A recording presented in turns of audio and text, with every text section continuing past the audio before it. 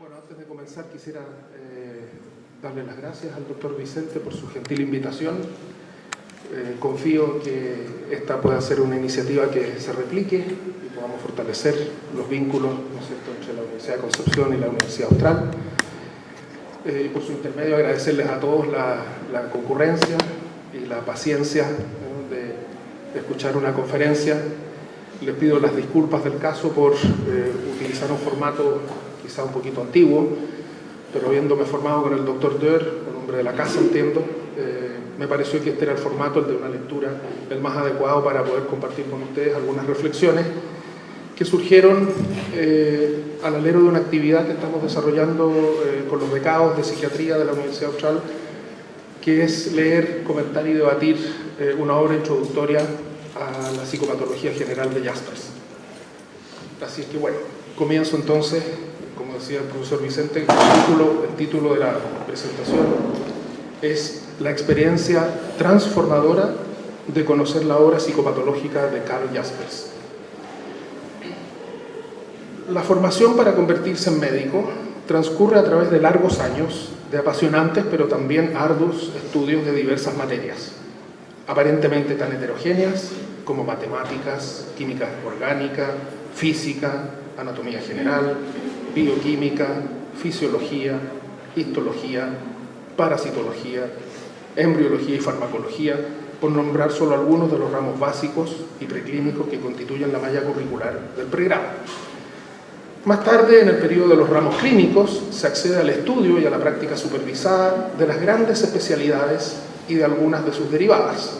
Tradicionalmente se habló de las 4 grandes especialidades, más tarde se agregó la quinta, la psiquiatría, pero tradicionalmente se habló de las 4 grandes especialidades como medicina interna, pediatría, obstetricia y cirugía, así como de otras mal llamadas especialidades menores, como oftalmología, dermatología y urología, por mencionar solo algunas. Todas estas diversas asignaturas tienen, sin embargo, en común su adscripción a lo que podríamos llamar el modelo médico de pensar, es decir, todas pertenecen al ámbito de las ciencias naturales o biológicas. Los ramos, así llamados humanistas, en cambio, suelen escasear durante el pregrado o estar dispersos en los años formativos a pesar del esfuerzo de muchas casas de estudio por incluirlos. Así encontramos por aquí y por allá materias como antropología médica, bioética o historia de la medicina, la mayor parte de las veces como asignaturas anecdóticas que no forman parte de lo que podríamos denominar el núcleo duro de la formación médica. En el posgrado la situación no cambia sustancialmente. Se privilegian las disciplinas que le permiten al becario adquirir las destrezas y las capacidades necesarias para convertirse en un hábil especialista en el área escogida. Esta realidad no es muy distinta en la formación psiquiátrica. Así, los estudios de postítulo para los becarios de psiquiatría suelen iniciarse con el conocimiento de las bases neurobiológicas de las enfermedades mentales y complementarse con los fundamentos psicofarmacológicos de la terapéutica.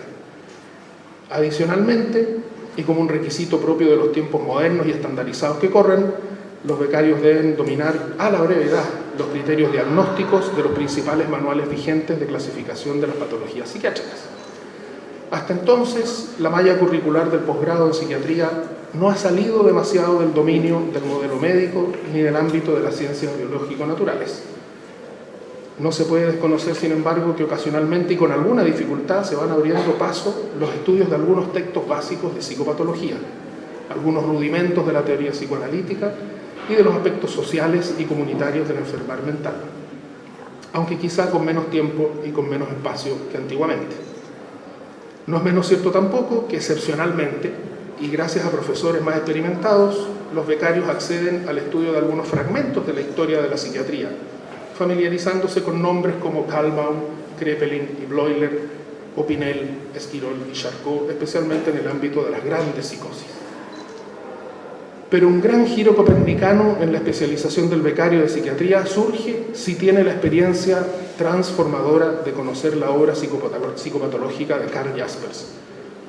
Efectivamente, la lectura de la psicopatología general, escrita en 1913 por este notable y prolífico filósofo y psiquiatra alemán, es toda una experiencia, en el más amplio y profundo sentido de la palabra.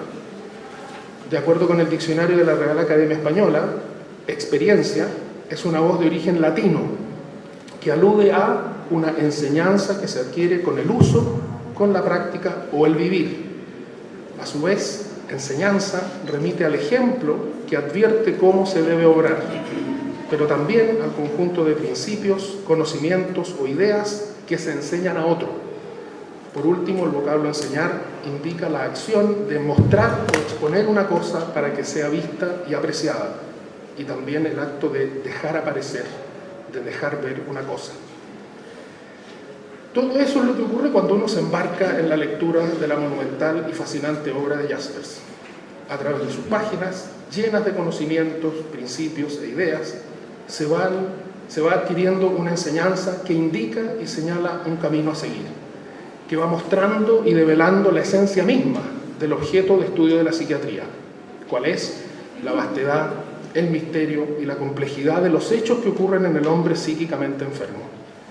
Aquí está la potencia transformadora de esta experiencia. No se vuelve a ser el mismo luego de sumergirse en la obra de Jaspers.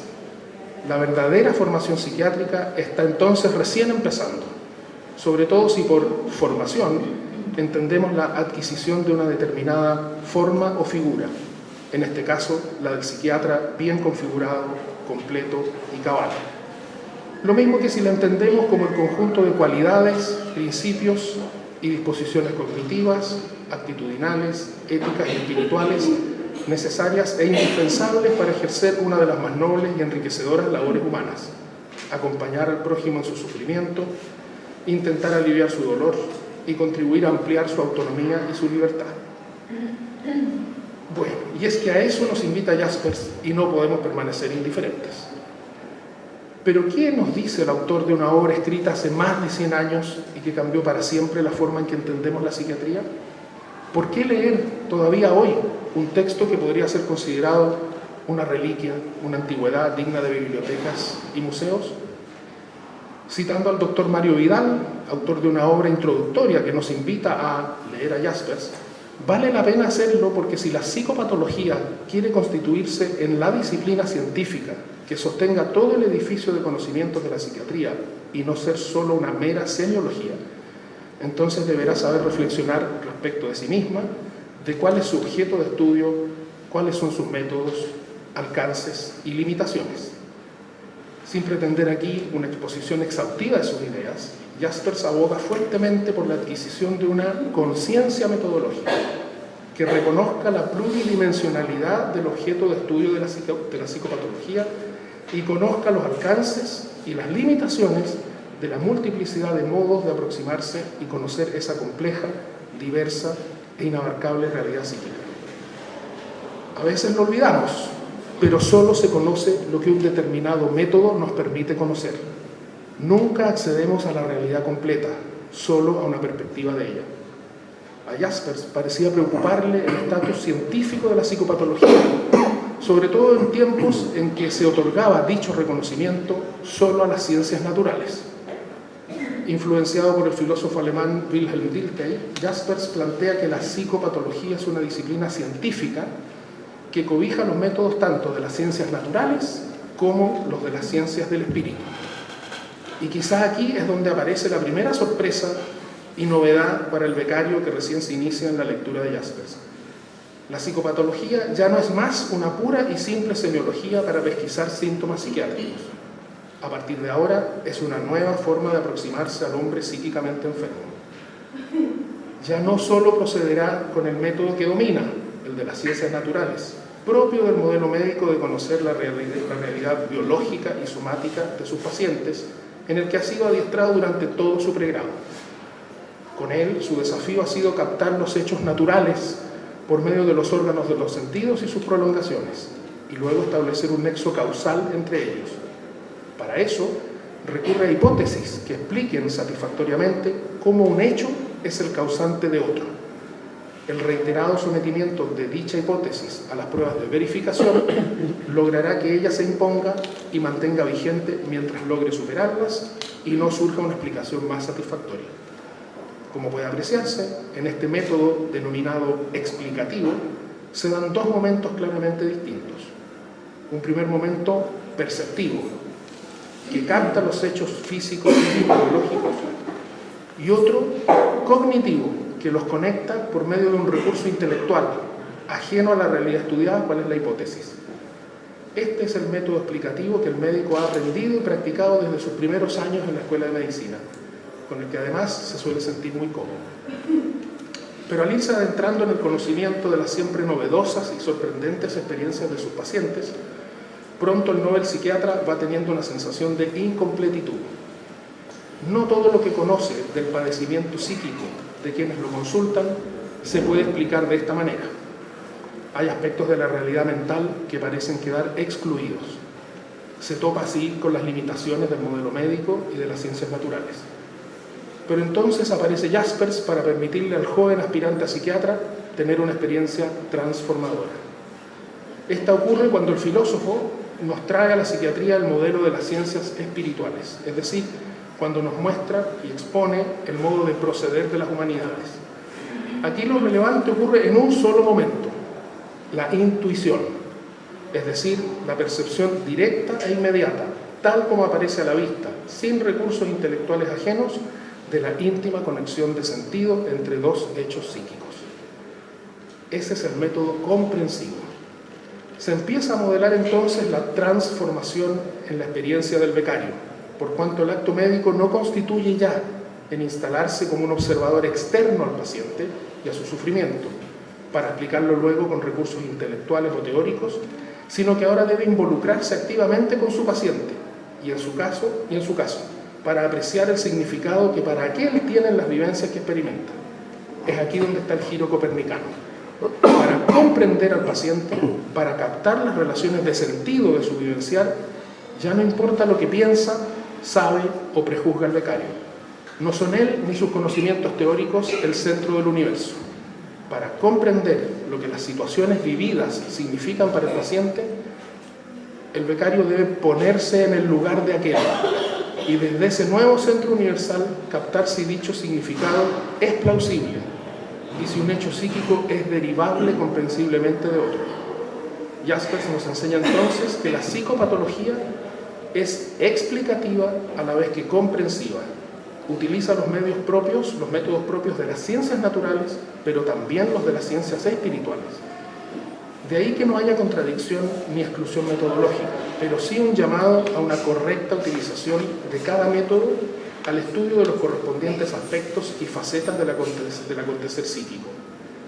Imperceptiblemente, Jaspers nos está mostrando también la indisoluble naturaleza humana.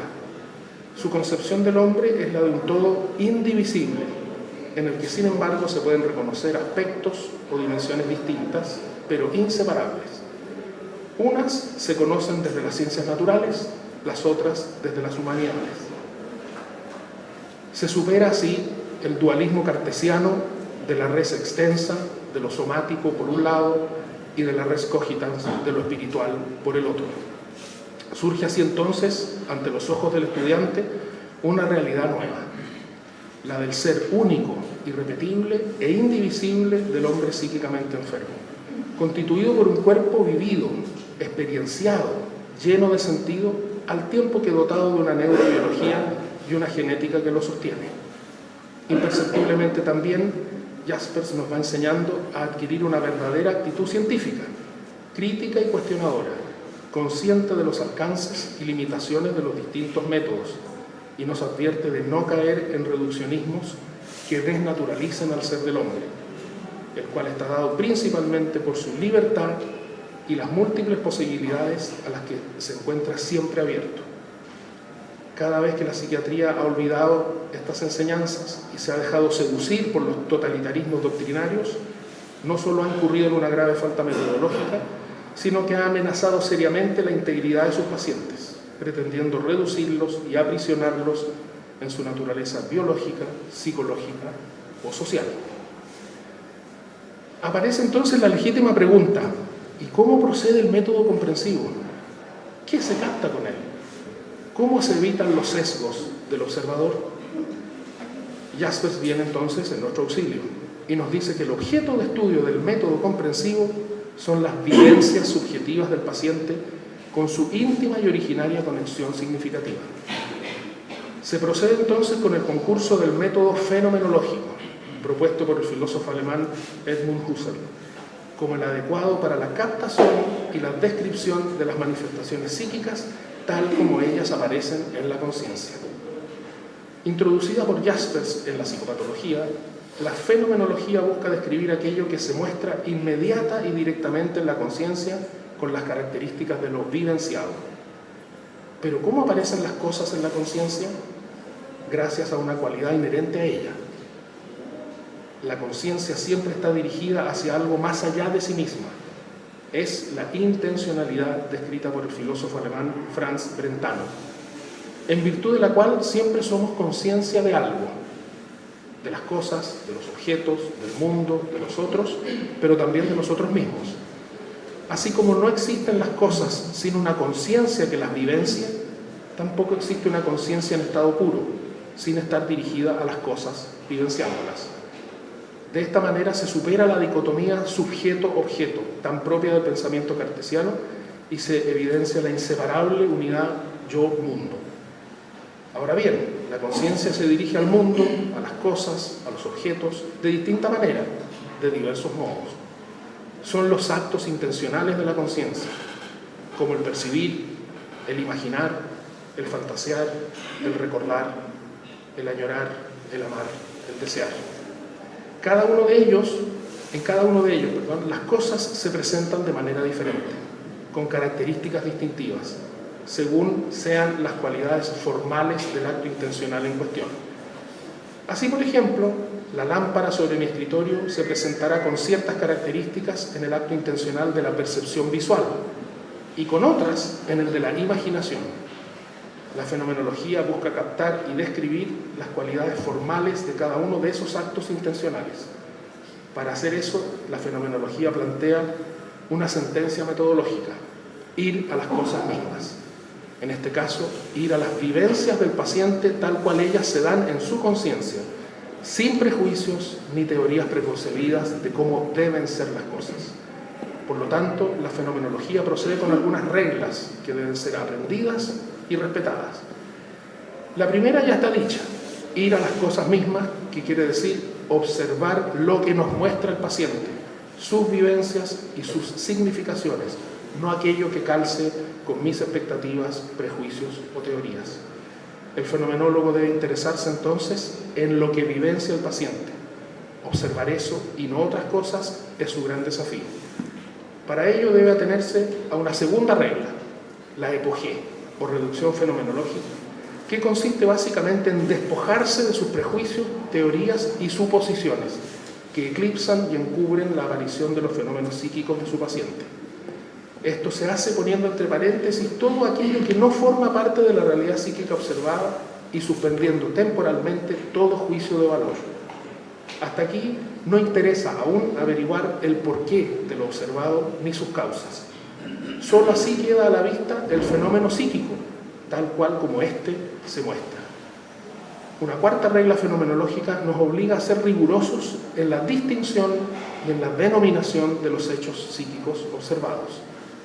Las múltiples vivencias subjetivas que forman un continuo en el flujo de la conciencia pueden parecerse unas con otras, pero no son idénticas. Cada una tiene cualidades formales propias, cada una tiene una organización y estructuración particular.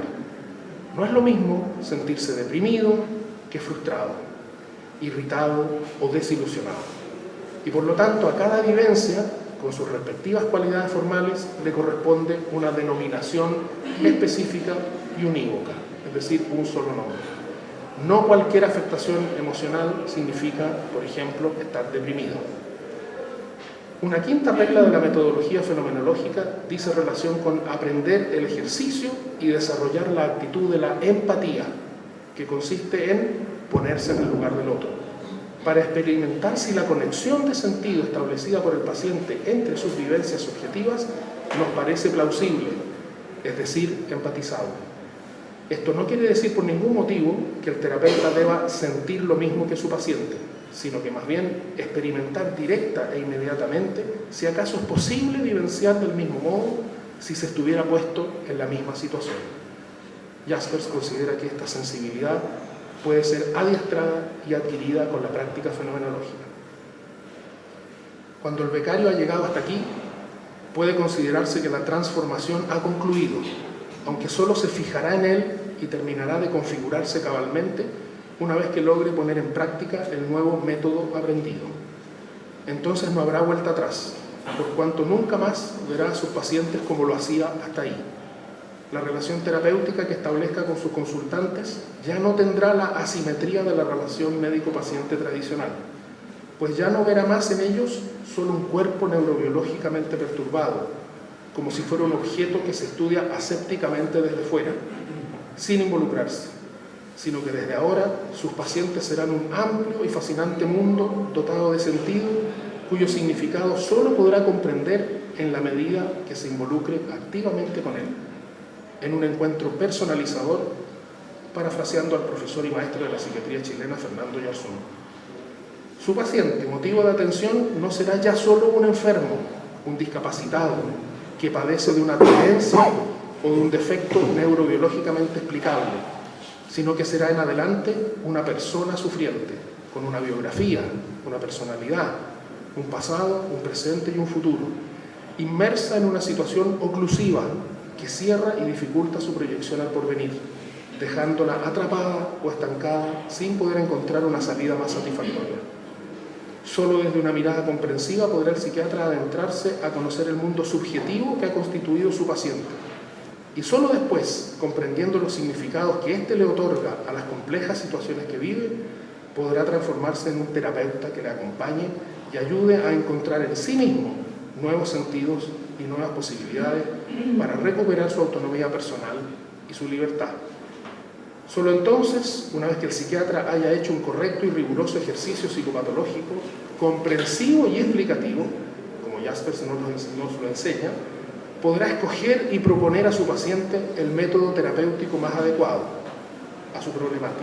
En unos casos será la farmacoterapia, prescrita racionalmente, en otros la psicoterapia en sus múltiples variantes, pero en la mayoría una sabia y prudente combinación de ambas, estableciendo una relación terapéutica de respeto, consideración y fraternidad.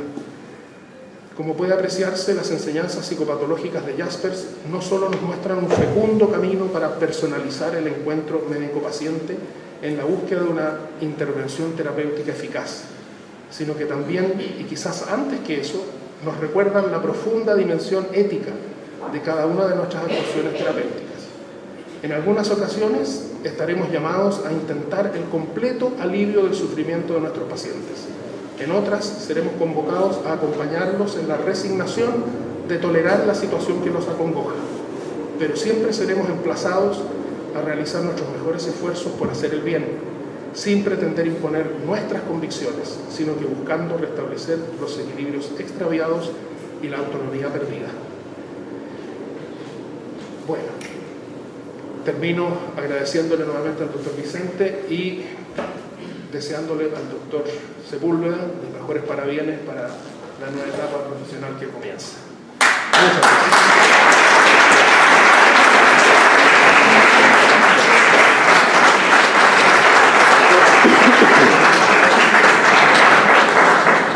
Agradecemos la presentación del profesor Bronkelin y tenemos espacio suficiente para eventuales preguntas o comentarios que quisiera surgir del auditorio.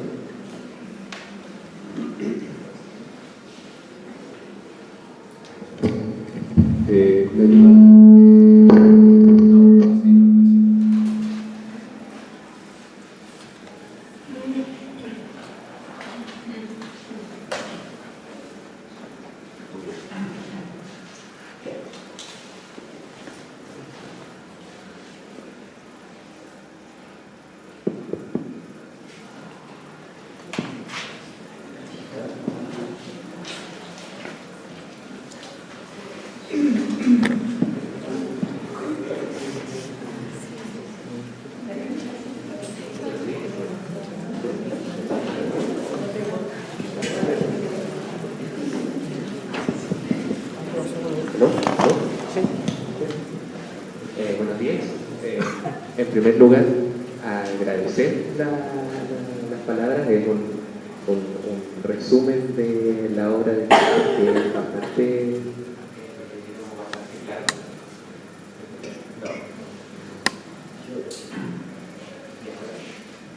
Principalmente agradecer por el relato, un relato bastante comprensible, bastante... Y no sé, a mí me pasa al menos que la obra de la teoría sobre la fenomenología como ejercicio científico resulta tremendamente apasionante, en el sentido de que se juntan las dos ramas que uno tiende a pensar que son tan distintas, como el ejercicio científico, el estudio, el método, y por otro lado la llamada ciencia del espíritu, la comprensión del otro como una conciencia, como una persona con historia, y de la cual uno, se pone al servicio de él. Me parece interesante que aquí aparezca el concepto de empatía, ya no como un hipismo, sino como un ejercicio estricto, un ejercicio riguroso, y el cual se puede desarrollar a través del estudio, a través de la práctica continua y consciente de los ejercicios que cada uno como profesional va ejerciendo al encontrarse con la otra persona. Me parece interesante también el concepto de esta aparición de los fenómenos ante la conciencia es espontánea, y por su espontaneidad, entonces uno como profesional, como terapeuta, tiene que ir siguiendo el recorrido que hace la mente de la persona a la cual se la atiende. En ese sentido, uno como terapeuta, lo veíamos en la exposición que hicimos la semana pasada sobre terapia ocupacional. Uno como terapeuta se pone al servicio de una persona que ya está en un proceso de cambio, que es espontáneo, que es emergente, y que uno va persiguiendo, digamos. El terapeuta, el profesional, se acopla a la vida de una persona que va a continuar conociendo la intervención de uno como profesional. Entonces, aparte de un ejercicio empático que en ocasiones puede resultar tremendamente difícil, arriesgado incluso para los valores que uno como profesional, en su formación universitaria y por pertenecer uno como profesional a una determinada, ideología o clase social o socioeconómica, puede resultar arriesgado arriesgarse tan profundamente en los significados y en el mundo de representaciones de la otra persona. Pero a través de la obra de Jaspers se puede comprender que ese es un ejercicio del que uno puede entrar y salir, y que continuamente la práctica acá en psiquiatría en salud mental es muy riesgo en ese sentido, pero es un riesgo que se supera más en la medida en que uno está cada vez más dispuesto a aceptarlo. Eso, okay. Bueno, efectivamente, le agradezco mucho sus palabras. Espero que efectivamente estas reflexiones hayan sido de interés y hayan sido estimulantes, como ha sido la experiencia pedagógica de leer una obra introductoria al pensamiento de Jaspers con nuestros becados, porque se va a producir lo que yo he llamado en el título una experiencia transformadora, ¿no? Uno no vuelve a ser el mismo, no vuelve a pensar de la misma manera, no vuelve a mirar los fenómenos psíquicos y a sus pacientes del mismo modo que lo hacía antes de conocer la obra de Jaspers. Y efectivamente tiene sus dificultades, tiene sus métodos, se puede aprender, se puede enseñar, naturalmente hay que dedicarse. Y quizá lo que usted dice tiene mucha razón en términos de que es una permanente aventura. Claro, las aventuras tienen riesgo, y efectivamente hay muchos prejuicios, muchos preconceptos, conocimientos adquiridos con anterioridad, teorías, hipótesis que pueden sesgarnos en ese camino, y ahí está el gran riesgo, que solo veamos lo que queremos ver y no lo que realmente nos muestra